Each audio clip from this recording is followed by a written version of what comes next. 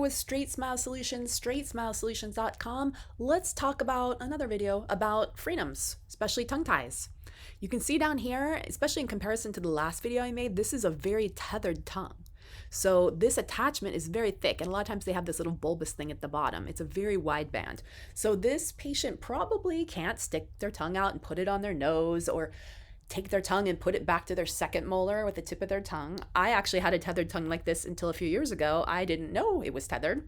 And I remember, because when I went to the OMT, the myologist, they had me do all these measurements and stuff. And I remember the tip of my tongue could only go to my premolar or maybe the mesial cusp of my first upper molar. But after the release and the exercises and all that, it can go all the way back, behind my maxillary tuberosity. So it's actually great. I love having my tongue trimmed because I feel like I can clean my teeth so much better. I know that sounds weird because you only know what you know, right?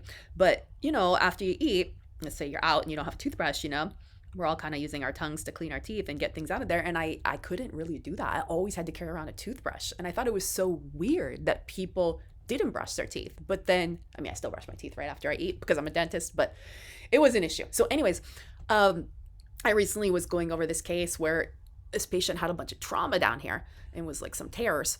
And we were like, well, what happened? And he said he was vigorously eating a lot of food. But then he also said he might have been vigorously doing something else with his mouth in the evening with a partner.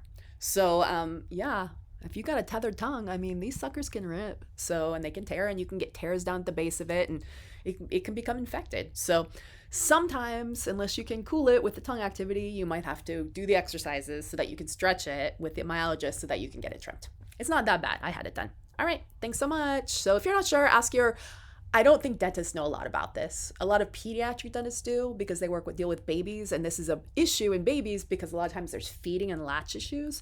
But if you got through babyhood, with your baby or a child or you're probably okay. So, but I would definitely talk to an oral myologist. Or if you're having speech issues, that was another side effect that I had, speech issues, which are, hard to get rid of when you get older. All right, thanks.